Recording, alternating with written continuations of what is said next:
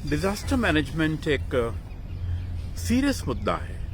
अक्सर इसको कुछ किताबी ढंग से ले लिया जाता है तो बच्चे इसको इग्नोर करने लगते हैं। सीधी सी बात करेंगे, भूचाल में जान कैसे बचाई जाए।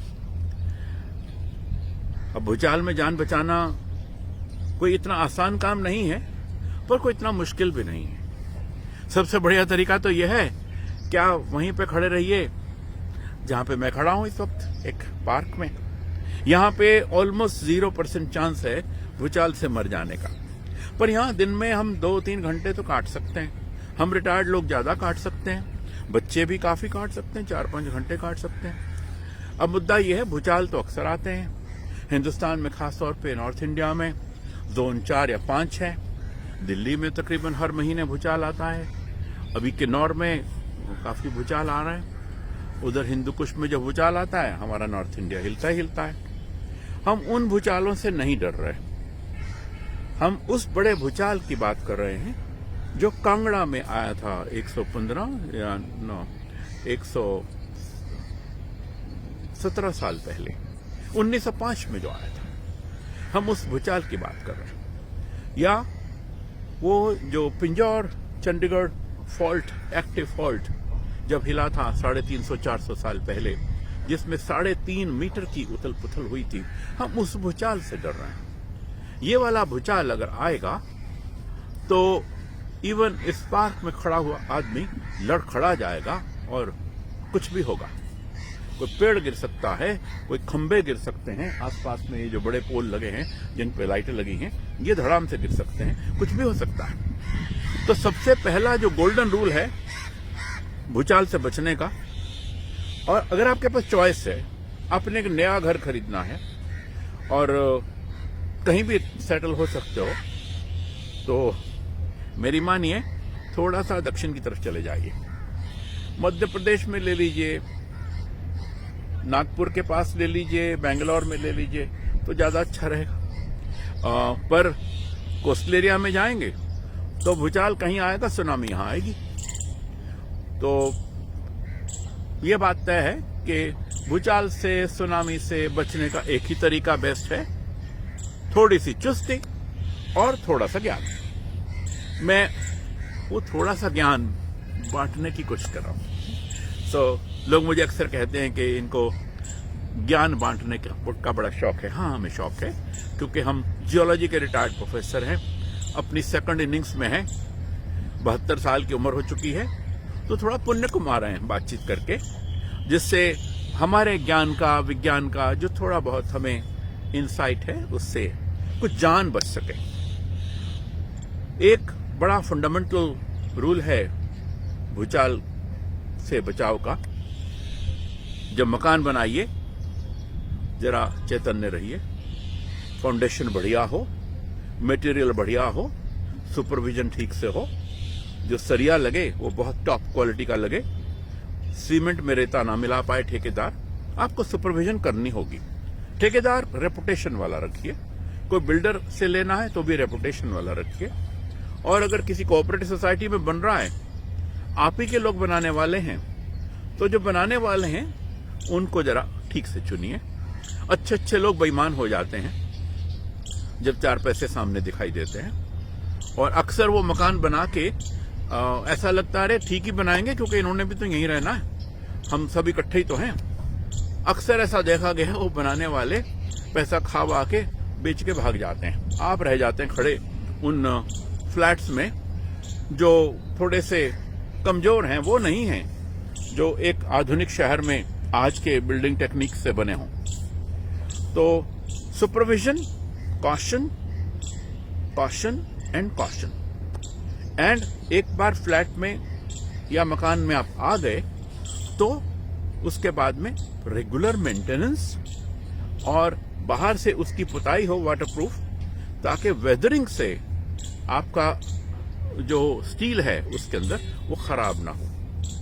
और उसके अलावा एक तो ऊपर से पानी बरसता है, 15-20 साल में जो पुराने जमाने की पाइपें हैं वो गल गई हैं और गल जाएंगी अगर पुराने वाली हैं। अगर तो पीवीसी वाली पाइप है बढ़िया वाली, तो 60 साल चलेगी, लगभग इतना चलेगी। पहले होता था कि पाइपें बाहर रहती थी तो हमें दिख जाती थी, आजकल वो हिडन है। फिर कई सारे चौंचले हैं, टॉयलेट्स में, किचन में टाइल लगानी है, बड़ा सौंदर्य देना है, खूब पैसे खराब करने हैं और अपनी जान को मुसीबत कि अगर सीपेज है तो तोड़ा फोड़ी करिए, अगर आपके पास हिम्मत नहीं है, आप बुजुर्ग हो गए हैं या जेब में पैसे नहीं हैं तो और मुसीबत। एनीवे, जो भी सिचुएशन है, आज अगर आपकी पाइपें अंदर हैं तो सीपेज को आपको किसी तरह से भी बंद करना है, पाइपें बदलनी है। और जो मैंने कहा, ऊपर की टेरेस जहां पे ज्यादा पानी खड़े होने का चांस है, अक्सर जो ड्रेनेज पाइप है रेन वाटर की, उसका जो जॉइंट है वो टूट जाता है और पानी पाइप से ना जाके दीवारों में जाने लगता है। जो घर की दीवार है वो 10-15 साल से मैंने कई मित्रों की देखी है जो भीगी हुई है।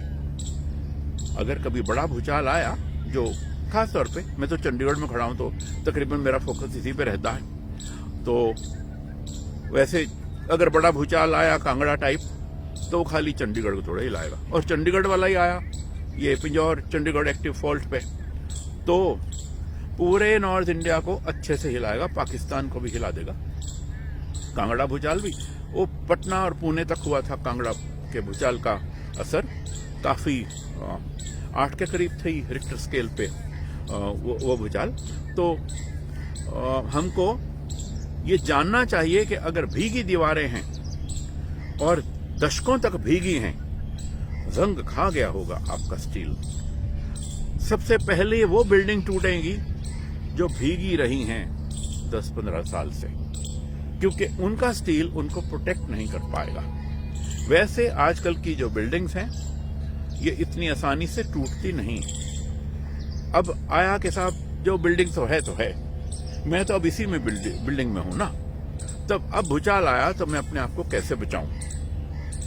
बचाने का सबसे बड़ा तरीका है हिम्मत रखिए, बिन बात के ना भागिए, क्योंकि भूचाल 20 सेकंड, 10 सेकंड, 30 सेकंड अगर आ गया तो बहुत बड़ा भूचाल है, और 40 सेकंड और 1 मिनट तक चल लिया तो समझिए कि महा बड़ा भूचाल है। भागने का मौका अक्सर भूचाल नहीं देता। आप ग्राउंड फ्लोर पे भी हैं तो कहां भाग लेंगे, बाहर निकलेंगे तो ऊपर का कुछ गिरता हुआ आपके सिर पे आएगा, कोई खंभा गिरेगा, कोई दीवार गिरेगी, कुछ ना कुछ आपके ऊपर गिर जाएगा। तो बेस्ट ये है आप अपनी सिर को बचाइए। ऐसे कुछ भी ना हो, वैसे तो तकिया रख लीजिए, कोई हेलमेट सामने दिखे तो वो डाल लीजिए, कुछ भी बड़ी गद्दी कोई हो ताकतवर जो थोड़ी सी फ्लेक्सिबल भी हो, सिर को बचाइए, गर्दन को बचाइए, रीढ़ की हड्डी को बचाइए, लिवर को बचाइए। अगर ये बच गए तो ठीक है, फिर इलाज हो जाएगा आपका। टारगेट जो इस बातचीत की है, जख्म ना हो भूचाल में, हो तो कम हो, जान ना जाए, और कोई ऐसी बेवकूफी ना हो जाए हमसे जल्दीबाजी में कि नुकसान ज्यादा हो जाए। अगर मौका है, अगर कुछ पक रहा है, आग जली है, पहला काम आग बुझाइए, क्योंकि अक्सर भूचाल के बाद में घर में आग लग जाती है। जब कश्मीर का बड़ा भूचाल आया था, पाकिस्तान में 70-80 घरों में आग लग गई थी। एक बड़ा फेमस भूचाल है लिस्बन का, जहां पे पूरे शहर में आग लग गई थी भूचाल के बाद में। लोग भागे थे बीच की तरफ, और इतना बड़ा भूचाल था कि इतनी बड़ी सुनामी आई कि बहुत लोग मर गए। तो जब मौत आती है तो कई दिशाओं से आती है, और हमारी चुस्ती इसमें है कि जान बच जाए। माल तो जाएगा भूचाल में, पर जान बच जाएगी तो दोबारा से इंसान हिम्मत से खड़े हो जाएगा। तो सबसे बड़ा यही मुद्दा है, जान बचानी है, और उसका इंतजाम हमारे पास ये हो सकता है, हमारे जो बेड्स हैं वो बॉक्स वाले ना होके थोड़े से खाली हो नीचे से, जिसमें आदमी, इंसान जो थोड़ा सा सेहतमंद भी हो मेरे जैसा, आराम से नीचे घुस जाए उस पल के लिए। अगर बिल्डिंग गिरी तो उसके ऊपर गिरेगी, आपको चोट नहीं लगेगी। पर चोट ना लगी और आप अंदर हैं, दहशत में हैं, ब्लड प्रेशर के मरीज हैं, डायबिटिक भी हैं, पानी भी नहीं है, तो आप बिना दवाई के, बिना पानी के मर जाएंगे अगर 2-3 दिन इकट्ठे रह गए अंदर। वैसे तो जो डाइनिंग टेबल होता है, अगर तगड़ा है शीशम की लकड़ी का और या बहुत भारी लकड़ी का, उसके नीचे स्पेस है, उसमें बैठना भी बहुत सेफ रहता है। अब हम रूटीन में अगर कुछ उस कैविटी में, जो कोई कैविटी, चाहे बेड के नीचे हो चाहे डाइनिंग टेबल के नीचे हो, जहां हवा है और आपको सुरक्षा है, वहां कुछ पानी, खाना, चाहे चने गुड़ हो, हिंदुस्तान में तो यही होता है ना, चने और गुड़ एक डिब्बे में पड़े हैं, एक पानी की बॉटल, दो बॉटल वहां रहे रूटीन में। अब ये कहना आसान है, करना बड़ा मुश्किल है, क्योंकि रूटीन में आदमी सोचता है यार रोज रोज का क्या पंगा है, भूचाल पता नहीं कब आएगा, पता नहीं मेरी जिंदगी में आएगा भी कि नहीं आएगा। मैंने बिन बात की रूटीन बना ली है, नीचे में हर महीने मुझे बदलना है वो राशन, अपना गुड़ और चने का, और अपनी दवाई भी नीचे रखनी है या अपनी पॉकेट में रखनी है। मैं इसी दहशत में जिए जाऊं, तो ये थोड़ी सी तकलीफ है। पर अगर कहीं वो दिन आ गया जिस दिन आपको जरूरत पड़ गई उस पानी की और जरूरत पड़ गई उस थोड़े से स्नैक्स की सर्वाइवल के लिए, उस दिन आप कहिएगा अच्छी ट्रेनिंग दी थी उस रिटायर्ड प्रोफेसर ने जियोलॉजी के, जान बचाने की भूचाल में। बाकी भगवान से दुआ कीजिए कि भूचाल आए और तो आपकी बिल्डिंग ना गिरे, पर उसका इंतजाम यही है, सीपेज नहीं होनी चाहिए। कुछ मुरम्मत की जरूरत है बिल्डिंग को, तो उसकी मुरम्मत रेगुलरली करवाइए। ये ना करिए कि अंदर से तो बड़ा सजा लिया, बाहर की दीवारें कंटिन्यूअसली डिके हो रही हैं, गल रही हैं, और वहां से पानी आ रहा है बरसात का और आपकी बिल्डिंग को कमजोर कर रहा है। आपकी बिल्डिंग आपकी एक बड़ी भारी सेविंग होती है, जिसको पंजाबी में बोलते हैं कुमाऊ पुत होता है। 10 लाख का फ्लैट है, आज की तारीख में अगर आपको कोई इमरजेंसी हो, आपके परिवार में कोई इमरजेंसी हो, 1.25 करोड़ 1.5 करोड़ का है। जो दूसरा इंडिपेंडेंट मकान है तो 2.5, 3, 5 करोड़ का है। बनने में शायद पैसा कम ही लगा होगा, हमारे बुजुर्गों ने बनाया होगा, इवन हमने भी बनाया होगा, तो वो उसकी तो वैल्यू मैंने बता दी। पर जान की वैल्यू क्या है आप जानते हो। ये जीवन दोबारा नहीं मिलता। अगर घायल हो गए और वो भी बुढ़ापे में हो गए तो बड़ी मुश्किल है। और किसी छोटे बच्चे की कोई जान गई या उसको कोई नुकसान पहुंचा, तो एक जिगर का टुकड़ा जब घायल होता है या उसकी जान जाती है, उसके बाद की जिंदगी बर्बाद हो जाती है, चाहे वो ग्रैंड पेरेंट्स की हो, पेरेंट्स की हो। एक लास्ट टिप, कोई चीज ऐसी ना रखिए हाइट पे जो गिर जाए भूचाल में और किसी बच्चे को, बीमार को या बुजुर्ग को घायल कर दे। पहले जमाने में वो टीवी होते थे, वो भी अक्सर लोग पुरानी मेज पे रख लेते थे, और उत्तरकाशी का भूचाल आया था, हमारे एक प्रोफेसर थे, उनकी मेज की टांग टूट गई और टीवी नीचे गिरा, टीवी टूट गया।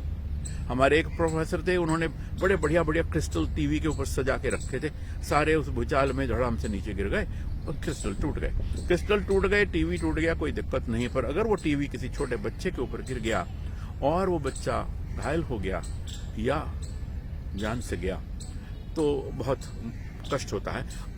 और कोई अलमारी, कोई टेलीविजन, कोई ऐसी भारी चीज जो भूचाल की वाइब्रेशन में गिर सकती है, उसको दीवार में क्लैंप करके रखिए। आजकल के एंड्रॉयड टीवीज हल्के हैं और वो क्लैंप ही होते हैं। चलो, एक झंझट खत्म हुआ। पर अक्सर स्कूल की खबर आ जाती है अखबार में कि किताबों की अलमारी गिर गई, बच्चा मर गया, और स्कूल ने बड़े मुश्किल से 2.5-3 लाख रुपए दे के कंपेंसेट किया बच्चे को। एक बच्चे की जान की कीमत 3 लाख क्या 3 करोड़ भी नहीं होती, बहुत ज्यादा होती है।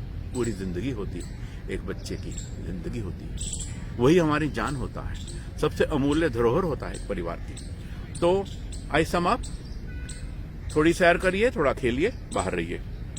घर बनाइए तो ठेकेदार की पूरी सुपरविजन कीजिए, किसी के सुपुर्द ना छोड़िए। बेईमानों को आपका घर बनाने ना दीजिए, चाहे वो कोऑपरेटिव सोसाइटी के हों, चाहे कोई ठेकेदार हो, चाहे वो कोई सरकारी हो। और अगर किसी के बने बनाए घर में रह रहे हैं, थोड़ी मुरम्मत अगर अपने पैसे से भी करवानी पड़े, करवाते रहिए, क्योंकि मुरम्मत वाला घर, पेंटेड घर, उसके गिरने का चांस कम होगा। तो और कोई चीज जो गिरने वाली हो, उसको ऐसी जगह ना रखिए कि वहां से गिर जाए भूचाल में और किसी को घायल करे। यही 2-4 चीजें हैं। सिर को बचाइए, गर्दन को बचाइए, रीढ़ की हड्डी को बचाइए, लिवर को बचाइए, लिवर को बचाइए, अपने ये इनको पसलियों को बचाइए, बाकी तो जुड़ जाएगा। धन्यवाद, गुड लक, गॉड ब्लेस।